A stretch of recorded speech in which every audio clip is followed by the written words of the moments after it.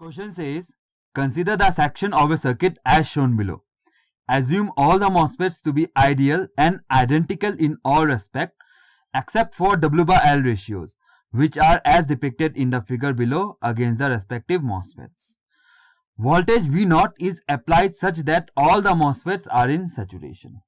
The expression for the current I and transconductance of MOSFET M3 are respectively. Alright, so ये analogue circuit का question है और question में एक circuit given है जहां पे आपको I निकालने बोला, ये रहा I, करंट I ये रहा, और M3 MOSFET M3 का ट्रांसकंडक्टेंस निकालना बोल रहा है। और इस सर्किट के बारे में अगर मैं बात कर दूं, ये एक प्री डिफाइंड सर्किट है। जैसे मैंने ऑलरेडी बोला था आपको कि एनालॉग सर्किट्स में maximum of the time, GATE question की बात कर रहा हूँ, प्री डिफाइंड सर्किट ही आते हैं।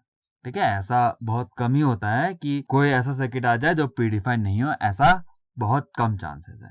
ठीक है, मुझे नहीं लगता कोई भी एग्जामिनर मॉस्फेट जैसे मर्जी वैसे लगा के आपको क्वेश्चन पूछ देगा, ऐसा पॉसिबिलिटी बहुत कम है, ऐसा नहीं होता। ठीक है, गेट लेवल पे तो बिल्कुल नहीं, अभी तक तो ऐसा नहीं हुआ है। ठीक है, जितने भी सर्किट आए हैं प्री डिफाइंड सर्किट है या फिर किसी प्री डिफाइंड सर्किट का एक सेक्शन है। ठीक है, तो इस सर्किट की बात करते हैं अगर, इस सर्किट का नाम है कांस्टेंट जीएम सर्किट। चलो मैंने यहाँ पे इसको पेस्ट करके रखा है, तो यहाँ भी बात कर लेते हैं। तो इस सर्किट का नाम है कांस्टेंट जीएम सर्किट। ठीक है, कांस्टेंट जीएम सर्किट। और इसका अगर एप्लीकेशन की बात कर दूं, ये कहाँ यूज होता है, तो देखना आप, करंट मिरर सर्किट आपने पढ़ा होगा आई होप कि ये करंट मिरर सर्किट इस तरह दिखता है।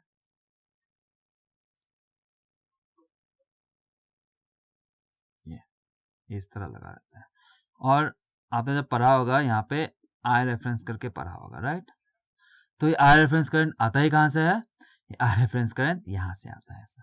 ठीक है, जब मैं इस सर्किट को पहली बार पढ़ रहा था, इस सर्किट को मतलब करंट मिरर सर्किट को पहली बार पढ़ रहा था, तो मुझे बड़ा डाउट था ये आई रेफरेंस कहाँ से आ जाता है, क्योंकि मुझे ये बात पता थी कि करंट सोर्स तो होता नहीं हम लोग के पास, तो इसको तो बनाना पड़ेगा, तो आपस से हम लोग आई रेफरेंस क्यों लगाते रहते हैं।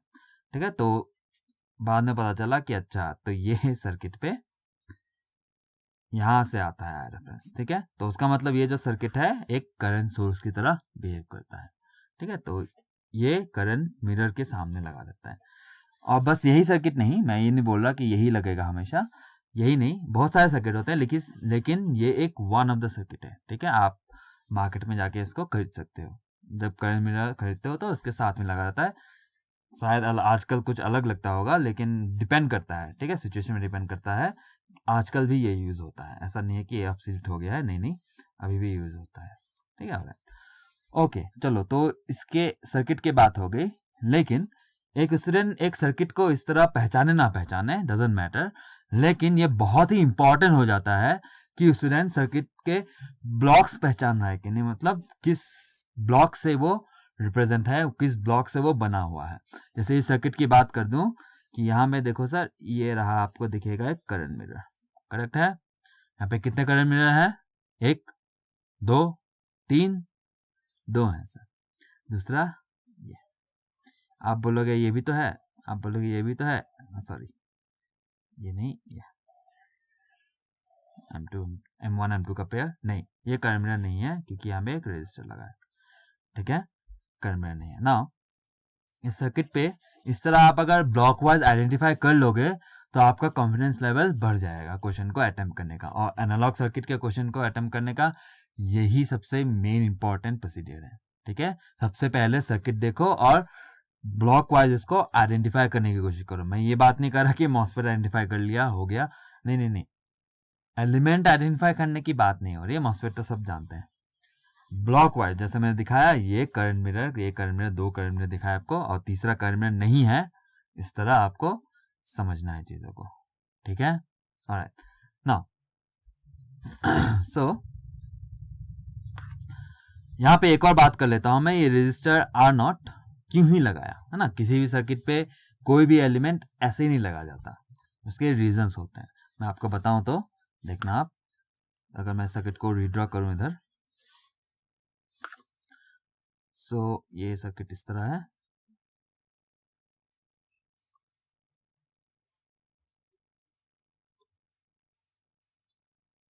ये यहाँ से आया, ये M2, चलो M4 की जरूरत नहीं, इधर ग्राउंड, ये और ये इस तरफ कनेक्ट है, ये इस तरफ कनेक्ट है, ऊपर में V0। तो इस सर्किट में मैंने R0 नहीं लगाया, तो हम वही डिस्कस करने वाले हैं कि R0 लगाया है क्यों। चलो अब यहाँ से देखो, ये V0 है तो करंट ऐसे फ्लो होगा और वही करंट पूरा सीधे नीचे आएगा। मान लो वो करंट I है। सो सिंस ये वाला पेयर करंट मिरर बना रहा है, जैसे मैंने बताया था, सो इसका W/L अगर 1 है और इसका W/L Q है, तो यहाँ पे करंट कितना फ्लो होगा, Q टाइम्स I। ठीक है, यहाँ पे I तो यहाँ पे Q टाइम्स I फ्लो होगा, क्योंकि इन दोनों का W/L रेशियो पे डिपेंड करता है। ठीक है, और इतना नेक्स्ट, तो सेम करंट I यहाँ भी आ गया, और ये इस बार R को हटा दिया, तो ये भी करंट मिरर पेयर बनाएंगे कि नहीं बनाएंगे, बनाएंगे, जरूर बनाएंगे। सो उस हिसाब से इसका W/L M1 का W/L देखो 1 दिया है, M1 का W/L 1 दिया है, और M2 का भी W/L 1 ही दिया है। तो इसका मतलब यहाँ में करंट मिरर का पेयर क्या बोलेगा, I फ्लो करना है। और ये QI करंट कहाँ जाएगा, कहीं और इधर चला जाएगा क्या, नहीं जा सकता सर, यहाँ में 0 एम्पियर फ्लो होगा, क्योंकि यहाँ में गेट्स है। तो मतलब ये QI करंट भी सीधे ही आना है इसको। तो ये वाला QI बोल रहा है नहीं QI करंट होगा, और इधर से बोल रहा है, नीचे वाला करंट मिरर बोल रहा है कि नहीं I होगा, एम्बिग्यूटी आई। तो उसका मतलब यहाँ में ये हो रहा है कि QI should be equals to I। ऐसा पॉसिबल तभी है जब I इज इक्वल्स टू 0 हो जाए, राइट, अदरवाइज पॉसिबल नहीं है। उसका मतलब ये है कि आप यहाँ पे रजिस्टर नहीं लगाओगे तो सर्किट में करंट 0 फ्लो हो रहा होगा, सर्किट डेड पड़ा होगा, और उसका कोई काम ही नहीं है। और जैसे ही आपने यहाँ पे रजिस्टर लगाया R0, तब सिचुएशन अलग हो जाएगी, क्योंकि अब ये करंट मिरर नीचे वाला करंट मिरर नहीं बचा। उसका मतलब ये I नहीं है, उसका मतलब ऊपर से जो QI करंट फ्लो हो रहा है, तो वो आराम से फ्लो हो सकता है। करेक्ट है। तो मैं ये बोल रहा हूँ कि देखो, ये R0 का जो रजिस्टर यहाँ में जो R0 लगा है, वो ऐसे ही कोई नहीं लगा देता। स्टूडेंट्स केयर नहीं करते चीज़ों का, तो आपको चीज़ों को केयर करना है, पूछना है। जब स्टडी करते हो ना चीज़ों को, जब सर्किट एनालिसिस पढ़ते हो, जो भी टीचर पढ़ा रहा है, टीचर से बार बार पूछो, ये क्यों लगाए, वो क्यों लगाए, ये क्यों लगाए, वो क्यों लगाए, क्योंकि एक भी एलिमेंट ऐसे ही कोई नहीं लगाता, क्योंकि आप और मेरे जैसे ह्यूमन से बनाते हैं ये सर्किट। तो आप जब सर्किट बनाओगे, क्या मन मर्जी कोई भी रजिस्टर ऐसे लगा दोगे, नहीं ना, कुछ तो रीजन होगा उसको लगाने का। तो वही आपको जानना है, एनालाइज करना है। इस तरह आप स्टडी करोगे तो आपका स्ट्रांग होगा ये सब्जेक्ट बहुत ज़्यादा, ठीक है, और आगे जाके आप अच्छे सर्किट्स बना भी पाओगे। लेकिन आप अगर ये चीज़ों को केयर नहीं करते, बस आंसर आ जाए, काम निकलो, तब दिक्कत है फिर, ठीक है। इस तरह आपको पढ़ाई नहीं करनी। और चलो नाउ क्वेश्चन को सॉल्व करने की बात करते हैं। अगर तो यहाँ पे करंट I ये रहा, इसको निकालना है, और M3 का GM निकालना है, ठीक है। सो यहाँ पे करंट सोर्स कौन, V0, और V0 इस तरह रखा गया है कि सारे मॉस्फेट्स यहाँ में सारे सैचुरेशन में, ठीक है। और यहाँ से सिंस यही अकेला सोर्स है, तो यहाँ से ऐसा करंट जाएगा और ऐसे करंट जाएगा। यहाँ का तो पता नहीं, लेकिन ये वाला करंट जो भी आएगा वो I ही होगा। क्यों I ही होगा, क्योंकि ये करंट ऐसे नहीं जा सकता, क्योंकि यहाँ पे 0 एम्पेयर करंट है, जैसे मैंने बताया था। तो जो भी करंट इधर आएगा वो सीधे नीचे ही आएगा, करेक्ट। तो यहाँ पे भी नहीं जा सकता, कैसे जाएगा, ऑफ कोर्स सीधे करंट I नीचे ही आएगा। उसका मतलब यहाँ से जो करंट आ रहा था ये आ रहा, यहाँ का छोड़ो, यहाँ का पता नहीं, ठीक है। तो इसी करंट I को निकालने बोला है। Now since same current I flow होता है, तो यहाँ भी I करंट ही फ्लो होगा। तो यहाँ का अगर वोल्टेज की बात कर दूं, कितना होगा, IR0, करेक्ट। ये रजिस्टर के अक्रॉस की वोल्टेज बात करो ना। और सिंस हमको पता है यहाँ पे मॉस्फेट में अगर मैं गेट टू सोर्स वोल्टेज की बात कर दूं, तो इसको VGS1 बोल देंगे। और मॉस्फेट M2 का अगर VGS की बात कर दो, तो यहाँ से यहाँ तक होगा, या फिर यहाँ तक भी बोल सकते हो आप लोग, है ना। तो ये मैं इधर दिखा देता हूँ, ये प्लस माइनस VGS2, ठीक है। और देखो मैंने शुरुआत कैसे की, ठीक है। ये सब स्टूडेंट को एक्चुअली एनालॉग सर्किट्स में दिक्कत इसीलिए होती है कि शुरुआत किस तरह करे वो सोचने लग जाता है, और गेट एग्जाम में इतना टाइम होता नहीं है, ठीक है। तो जैसे मैंने बताया, आइडेंटिफाई कर लो तो ऑटोमेटिकली आपका कॉन्फिडेंस बढ़ेगा, और ऑटोमेटिकली आपका आने लगेगा दिमाग में कि किस तरह क्या करें, ठीक है। और चलो आगे बढ़ते हैं। हाँ, आप सोच रहे होगे ये जो मैं कर रहा हूँ वो तो करंट मिरर से रिलेटेड ही नहीं है।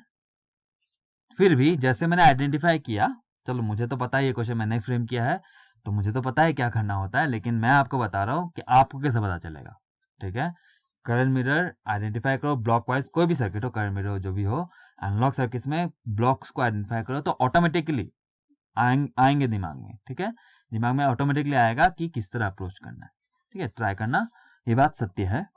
इसके अलावा आपके पास कोई चॉइस भी नहीं है। ठीक है, अदरवाइज क्या करेंगे, रट्टा मारोगे प्रोसेस को, स्टेप वाइज ये तो अलग अलग सिचुएशन, अलग अलग सर्किट आता है, अलग अलग न्यू कॉन्सेप्ट आता है। अगर न्यू सर्किट आपके सामने रख दिया, इसलिए आपसे क्वेश्चन नहीं बनता, क्योंकि आप क्या करते हो, जो क्वेश्चन क्लासरूम में, अगर कोचिंग जाते हो तो क्लासरूम में जो क्वेश्चन कराता है उसी क्वेश्चन को प्रिपेयर करते हो प्रैक्टिस के लिए, और टेस्ट सीरीज में बैठते हो, जो भी करते हो, फिर एग्जाम में जाते हो तो नया सर्किट आता है तो आप लोग पता नहीं है कि अप्रोच कैसे करें, इस वजह से। ठीक है, तो मैंने जैसे बताया कि ब्लॉक वाइज आइडेंटिफाई किया करो तो ऑटोमेटिकली कुछ ना कुछ दिमाग में आएगा। ठीक है, क्योंकि कॉन्फिडेंस बढ़ जाएगा, और एक बार कॉन्फिडेंस बढ़ गया तो डेफिनेटली आएगा कुछ ना कुछ। ठीक है, तो पूरा कॉन्फिडेंस का गेम है, ये बहुत ज़्यादा डिपेंड करता है कि एक एनालॉग के क्वेश्चन को आप किस तरह, कितने कॉन्फिडेंस के साथ अप्रोच करते हो।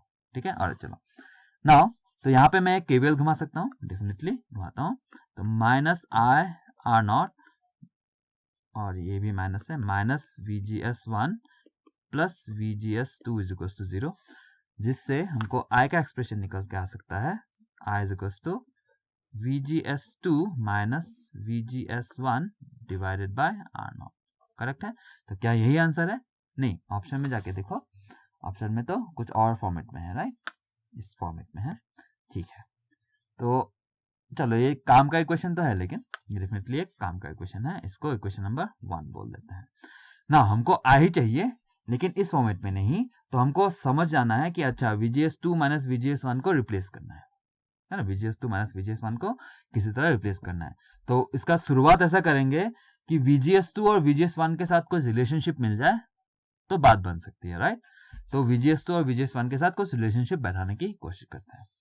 अब सर्किट की बात करें तो थोड़ा सोचने के बाद आपको समझ आएगा कि यहाँ देखो, M1 का ड्रेन करंट कितना है सर? M1 का ड्रेन करंट I ही है ना, M1 का ड्रेन करंट I ही है। और M2 का ड्रेन करंट कितना फिर? जैसे मैंने बोला था यहाँ आए तो यहाँ आए, ऐसा नहीं, क्योंकि ये करंट मिरर नहीं है। ठीक है, और लेकिन ऊपर वाला तो करंट मिरर है, हाँ है। जैसे लास्ट टाइम डिस्कस किया था, यहाँ पे Q times of I flow होगा और वो सीधा नीचे आ रहा होगा। उसका मतलब M2 का drain current Q times of I ही है। करेक्ट, M4 का नहीं बोला, M3 का नहीं बोला, M2 का बोला। ठीक है, M2 का बोला QI। ओके, सो उसका मतलब हम लोग ड्रेन करंट का इक्वेशन रिलेशनशिप बैठा सकते हैं, ट्राई करते हैं। M1 की बात करते हैं, M1 में ड्रेन करंट कितना है? I। और ड्रेन करंट का एक्सप्रेशन क्या होगा? सैचुरेशन वाला, क्योंकि क्वेश्चन में बोला है कि V0 को एडजस्ट किया गया है ताकि सारे मॉस्फेट सैचुरेशन में हो जाए। ठीक है, तो हम लोग को सैचुरेशन वाला लेना है। तो यहाँ में क्या होता है कि उसको मैं K लिख लेता हूँ, K1 बोलता हूँ, हाफ म्यू CX W/L, तो K1 बोला उसको, इधर VGS1 minus VT whole square. और VT1 VT2 बोलने की जरूरत नहीं है, क्योंकि अदर देन W/L रेशियो आपका सब कुछ आइडेंटिकल है, ऐसा बोला है, तो मतलब VT भी आइडेंटिकल ही है, तो सबको एक ही नाम से बोलेंगे VT। ठीक है, तो ये हो गया MOSFET 1 के लिए। और सिमिलरली MOSFET 2 के लिए, MOSFET 1 और 2 को क्यों रिलेट कर रहा हूँ उस तरह मैं, क्योंकि हमको इस क्वेश्चन से, इस इक्वेशन से समझ में आ रहा था कि VGS2 और VGS1 को रिलेट करना है, इसीलिए। ठीक है, नहीं तो और भी MOSFETs हैं, हमारे 5 MOSFETs हैं, तो हम इन दोनों को रिलेट कर रहे हैं, इस वजह से मैंने आपको बताया। चलो MOSFET 2 की बात करें तो आईडी करंट अभी भी देखा था, Q टाइम्स ऑफ I था, and that will equals to K2, तो VGS2 minus VT whole square. इसी तरह ना, अगर हम इन दोनों इक्वेशन को डिवाइड कर ले, मतलब I by QI is equals to, चलो मैं अलग से करता हूँ, K1 और K2 को इस तरह बैठा देता हूँ, बाकी VGS1 माइनस VT स्क्वायर, इधर VGS2 माइनस VT स्क्वायर। ठीक है, सो देखते हैं क्या क्या कैंसिल हो रहा है। तो ये आए तो गया, और K1 K2 कैंसिल होगा क्या, बात करते हैं। M1 के लिए W/L रेशियो क्या गिवन है? M1 के लिए W/L रेशियो ये रहा 1 गिवन है। M2 के लिए यहाँ पे गिवन है ये 1, दोनों ही 1 है। ओके, तो W/L रेशियो 1 है, तो आपका जो जिसको मैंने K1 बोला था, K1 क्या होता है, half mu N C ox. ध्यान देना दोनों ही एनमोस है W/L, और W/L 1 का तो 1 है, तो ये इतना है। और क्वेश्चन में इसी को K बोला है, आप अगर ध्यान नहीं दिए तो देखो, तो ये इसी को K बोला है ना, half mu N C ox, बस इतना, तो उसको K बोला है, तो मतलब K1 मेरा K है। उसी तरह M2 के लिए भी तो वही होगा, M2 मतलब W/L रेशियो 1 है, तो K2 will be equals to K, मतलब K1 एंड K2 दोनों कैंसिल जाएगा, दोनों ही इक्वल्स टू K है, तो कैंसिल जाएगा, ठीक है। और इस तरह आपको केयरफुली करना है, बिना सोचे समझे मन मर्जी कैंसिल कर रहे हो कि नहीं कर रहे हो, तो ऐसा नहीं, ठीक है, आपको केयरफुल रहना है, जब कैंसिल होगा तब कैंसिल करना है, अदरवाइज ऐसे ही W/L रेशियो 1 है दोनों का, इसीलिए कैंसिल कर दिया। तो शायद क्वेश्चन में कुछ और भी ट्रिक लगाया होगा तो कैंसिल नहीं होगा, राइट, लेकिन यहाँ पे तो हुआ। लेकिन बस मैं ये बोल रहा हूँ कि केयरफुल रहो, कैंसलेशन ऐसे ही नहीं कर देना बिना सोचे समझे, जैसे मैंने सोच के किया, आपको भी सोच के करना है, वही बोल रहा हूँ। चलो आगे बढ़ते हैं। तो VGS2 माइनस VT का square is equals to Q times of VGS1 minus VT का स्क्वायर। अब दोनों तरफ स्क्वायर कर देंगे, तो ये इधर का स्क्वायर गया, इधर का स्क्वायर गया, और ये स्क्वायर रूट आया, करेक्ट है।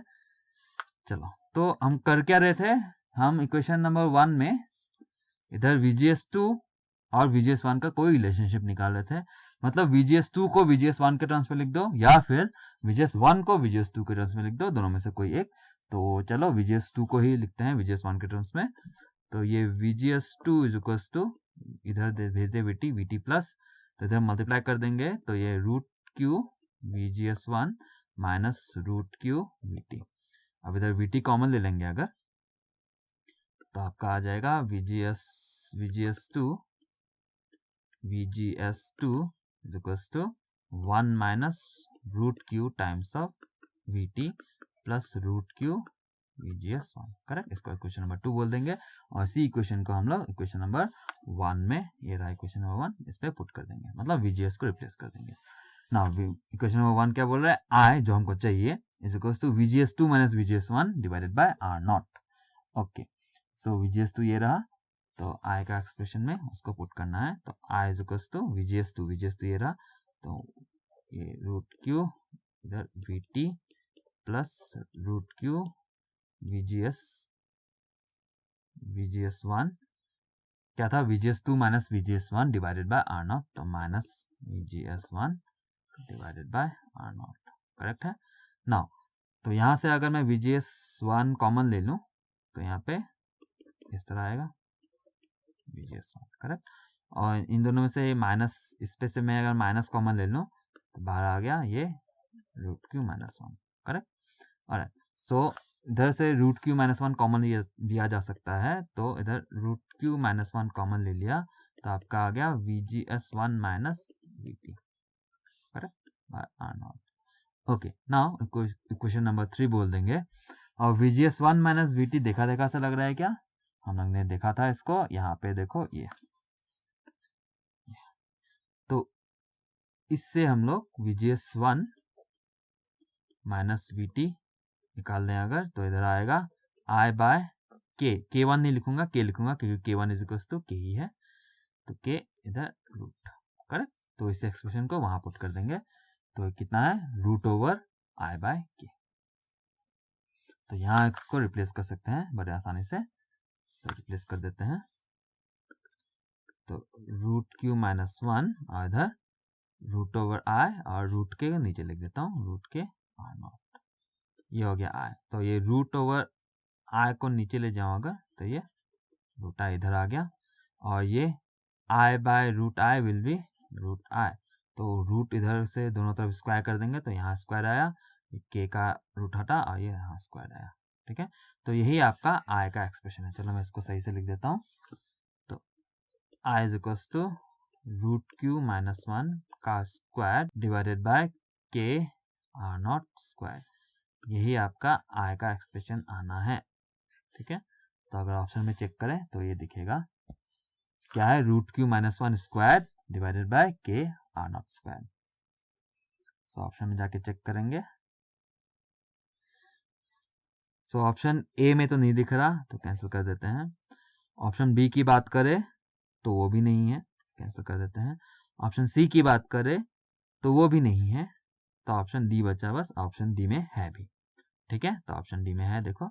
तो इस तरह आप एक आंसर निकालोगे तो क्वेश्चन का आंसर तो निकल ही गया, लेकिन हम लोग जीएम भी निकालेंगे, GM3 भी निकालेंगे डेफिनेटली। लेकिन देखो इस क्वेश्चन की सॉल्व करने की बात आई तो इतने में आपका सॉल्व हो चुका है। चलो हम आगे बढ़ते हैं, जीएम की बात करते हैं। ठीक है, तो जीएम किसका निकालने बोल रहा है? जीएम M3 का, ये। लेकिन M3 का डायरेक्ट आप नहीं निकाल पाओगे, इसको रिलेट करके निकालेंगे। ठीक है, मतलब M1 फिर M2 फिर M3 निकालेंगे रिलेट करके, देखना आप। तो इससे आपका क्या फ़ायदा हो जाएगा? इससे आपका ये फ़ायदा हो जाएगा कि कोई और अगर मॉस्फेट M1 पे पूछ देता, M2 पे पूछ देता, फिर 3, 4, 5 प्रोसीजर समझ में आता है, 4, 5 भी निकल जाएगा आपका। ठीक है, तो कोई और मॉस्फेट में पूछता तब भी उसका GM निकाल सकते हैं आप। ओके, चलो तो हम लोग GM की बात करते हैं। यहाँ जाते हैं इधर। चलो इस सर्किट का काम नहीं तो मैं हटा देता हूँ इधर से, यही GM निकालते हैं। ऑलराइट, नाउ GM किसके? फॉर M1 निकालते पहले। ठीक है, तो GM1 बोलेंगे इसको। तो GM1 सवाल यह है निकालते कैसे हैं, बेसिक में चले जाते हैं। तो do I bye do I D bye dough VGS। ठीक है, और ID का एक्सप्रेशन ये रहा, M1 की बात हो रही है तो ये रहा। यहाँ में K1 नहीं K लिखेंगे क्योंकि K1 is equals to K ही है, दोनों इक्वल है। K1 is equals to K है तो उसको यूज करेंगे। तो डिफरेंशिएट करना है विद रेस्पेक्ट टू VGS, किसको? K इधर VGS1 माइनस VT का स्क्वायर, करेक्ट है। और नाउ तो यहाँ पे VGS1 ही होगा क्योंकि हम लोग MOSFET 1 की बात करें तो VGS1 के साथ रेस्पेक्ट में हम लोग को डिफरेंशिएट करना है। तो डिफरेंशिएट करने के बाद क्या आएगा? तो GM1 इज इक्वल्स, तो मैं एकदम बेसिक से शुरू कर रहा हूँ, मुझे पता है आप लोग को एक्सप्रेशन याद रहता है, तो कोई नहीं, मैं बेसिक से डिस्कस कर रहा हूँ। ठीक है, क्योंकि आप बच्चों को अगर बेसिक पता है तो फॉर्मूला भूल भी जाए तो बड़े आसानी से हैंडल कर सकते हैं, या फिर फॉर्मूला याद है बेसिक पता नहीं तो काफ़ी क्वेश्चंस आपसे नहीं बनेंगे। ठीक है, तो इसलिए हमेशा बेसिक को स्ट्रॉन्ग रखो और कोशिश करो कि बेसिक से शुरू करें, फॉर्मूला डायरेक्ट ना लगाए। शायद कुछ चीज़ें बैकग्राउंड स्टोरी बदल गई होंगी तो आपका फॉर्मूला डायरेक्ट नहीं बैठता है, राइट। ओके, चलो नाउ इसको डिफरेंशिएट करेंगे तो ये 2K इधर VGS1 माइनस VT, करेक्ट। और VGS1 माइनस VT का एक्सप्रेशन अभी भी देखा था, ये रहा। इसको हम लोग रिप्लेस कर देंगे अगर, तो ये GM1 is equals to 2K root over I by K, इधर K को अंदर घुसा देंगे तो ये 1 ट्वाइस ऑफ ये K अंदर K स्क्वायर होगा, नीचे का K कैंसिल होके K टाइम्स ऑफ I। ठीक है, इसको रहने दो ऐसे ही, ये इक्वेशन हो गया। और हम लोग का I का एक्सप्रेशन ऑलरेडी रेडी है क्या? I का एक्सप्रेशन अभी भी निकाला था, ये रहा नीचे। ठीक है, तो GM1 बिकॉज 2 रूट K और I का एक्सप्रेशन ये रहा। लेकिन I का एक्सप्रेशन को थोड़ा सा और एनालाइज करेंगे, है ना, ये रहा I का एक्सप्रेशन। तो इसको हम लोग ऐसे लिख सकते हैं, I K इधर लिख सकते हैं, और इज तो रूट Q माइनस 1 का स्क्वायर, ये R0 का होल स्क्वायर, राइट, इसको होल स्क्वायर लिख सकते हैं। तो होल स्क्वायर हटा देंगे इधर, तो इधर रूट आएगा, रूट IK आएगा। तो रूट IK भी चाहिए हमको, रूट IK, तो मतलब GM is equal to twice of that term, है ना, ये रहा, ये root Q minus 1 divided by R0, ये हो गया आपका GM1 ट्वाइस ऑफ दैट। तो twice of root Q minus 1 divided by R0, ये हो गया आपका GM1। GM3 पूछा है, ठीक है, ये आपका GM1 है। GM1 पूछता तो ये आपका आंसर हो जाता। तो चलो अब आगे बढ़ते हैं ना, थोड़ा सा पे अटेंशन करना है इस वक्त। जैसे मैंने बोला था चीज़ों को रिलेट करके निकाल सकते हैं हम लोग, अब पे अटेंशन करो ना। MOSFET 1 की बात कर रहे थे, तो MOSFET 1 इस तरह एक PMOS बैठा है इस तरह, और इस पर ड्रेन करंट कितना फ्लो हो रहा है? I, correct. और इसका W/L की बात कर दें तो 1 है। ठीक है, इसका मतलब इसका K1 is equal to K है। और इसका GM1 अभी भी निकाला, इसका GM1 है, तो जो अभी भी निकाला ये, तो मैं इस इक्वेशन को यूज़ कर लेता हूँ क्योंकि इस पे I का टर्म भी है, क्योंकि मैं रिलेट करूँगा MOSFET 1, 2 और 3 चाहिए तो 3 तक, तो वहाँ में करंट डिफरेंट है, तो मुझे करंट का एक्सप्रेशन चाहिए, तो मैं ये वाला यूज़ करूँगा। ठीक है, उसके बाद में हम लोग रिप्लेस कर ही लेंगे। तो चलो, तो ये ट्वाइस रूट के आई। ये एक्सप्रेशन आया जब ये सिचुएशन है, जब ये सिचुएशन है तो ये एक्सप्रेशन आएगा। ठीक है, अब M2 की बात कर लेते हैं। M2 में क्या क्या है देखते हैं। M2 भी NMOS है ये, और उसका करंट कितना है सर, I नहीं Q times of I। W/L तो वही है 1, मतलब उसका K2 = K ही है। सो M1 और M2 में फर्क ही क्या है, बस फर्क है करंट ID का। यहाँ में I फ्लो हो रहा है, यहाँ में QI फ्लो हो रहा है, तो उसका मतलब हम रिप्लेस कर देंगे I को QI से। करेक्ट है, तो GM2 = 2 इधर KI की जगह QI। तो इसको अगर थोड़ा सा रीअरेंज कर दे तो ये Q इधर 2√KI, और यही आपका GM1 है। तो मतलब आपका GM2 = √Q times of GM1, और GM1 का ये वाला एक्सप्रेशन हम लोग यहाँ से पुट कर देंगे अगर, तो आपका GM2 का एक्सप्रेशन बड़े आसानी से आ जाएगा। ये बस √Q को अंदर मल्टीप्लाई करना है, तो ये Q minus √Q divided by R0। ये हो गया आपका GM2 का एक्सप्रेशन। ये भी नहीं पूछा है हमको, तो GM3 चाहिए। चलो ठीक है, लेकिन मैंने आपको दिखाते चला कि किस तरह हम लोग रिलेट करके एक का निकाला तो रिलेट करके दूसरा का निकाल सकते हैं। ठीक है, ये सब टेक्निक्स आप लोग याद रखो, अलग से GM हर एक का निकालने की कोई ज़रूरत नहीं है आपको, आप रिलेट करके निकालो। चलो ठीक है, अब MOSFET 3 की बात करते हैं। तो यहाँ का सिचुएशन देखते हैं। अब जैसे मैंने आइडेंटिफाई करवाया था, चलो ये सब हटा देता हूँ मैं। जैसे मैंने आपको आइडेंटिफाई करवाया था कि ये वाला करंट सीधे आएगा, ठीक है, ये भी QI है, और ये क्या है, एक करंट मिरर है। उसका मतलब ये कितना करंट होगा, जैसे यहाँ में I हुआ था और इसका W/L Q था, तो QI, तो इसका करंट QI है, तो और इसका W/L 1 है और इसका W/L P है, तो इसका करंट कितना हो जाएगा सर, इसका करंट हो जाएगा P times of this current, मतलब PQI। ठीक है, और इसका W/L भी चेंज है, वो है P। ऑलराइट, चलो अब वापस आते हैं हम लोग के डिस्कशन पे। M3 की बात हो रही थी, तो M3 कैसा मॉस्फेट है, इस तरह। ऑलराइट, इस पे करंट कितना फ्लो हो रहा है, PQI, और इसका W/L 1 है क्या, नहीं, P है। तो अब हम लोग रिलेट करेंगे लास्ट टाइम की तरह। करेक्ट, लास्ट टाइम की तरह हम लोग रिलेट करेंगे। तो इसका GM3 की बात हो रही थी, तो GM1 की बात करें अगर, तो जब I फ्लो हो रहा था, W/L 1 है, तो ये सिचुएशन है। लेकिन यहाँ पे क्या है, इधर करंट PQI है और इसका W/L रेशियो भी चेंज है। उसका मतलब ये है कि इसका K3 की बात कर दें, is not equals to K, but how much, but K3 will be equals to P times of K। ठीक है, P टाइम्स ऑफ K, क्योंकि K है half mu N C ox, W/L 1 रखना है, और इधर K3 का है W/L P, तो K3 की बात करो तो half mu N C ox W/L जो P है, तो half mu N C ox P, तो half mu N C ox तो K था, तो इसलिए P टाइम्स ऑफ K हो गया इसका K3। अब उसका मतलब ऊपर में जो एक्सप्रेशन है, ऊपर में जो GM है, इसका K की जगह PK लिखेंगे, I की जगह PQI लिखेंगे। करेक्ट है, तो ये 2 में K था, K और I था, तो K की जगह PK लिखेंगे और I की जगह क्या है, ये PQI। ऑलराइट, अब थोड़ा सा रीअरेंज कर लेते हैं, तो P² आएगा तो बाहर आ जाएगा वो, इधर √Q और इधर रूट टाइम से K और I, और 2 को यहाँ से हम लोग हटा के साथ में लिख दें, तो ये, और ये क्या है, ये आपका GM1 है। तो ये आपका GM3 जो चाहते थे हम लोग, आ गया है GM1 के टर्म्स में ये, और GM1 ये रहा, अभी भी निकाल के रखा था, है ना, ऊपर में ये।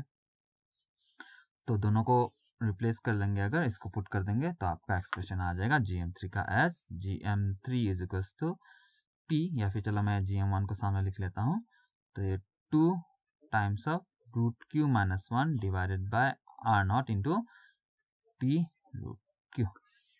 ठीक है, वैसे तो आंसर ऑप्शन तो आ ही चुका है हम लोग का ऑलरेडी, तो यही है आपका GM3। देखो आप वही में वही लिखा है।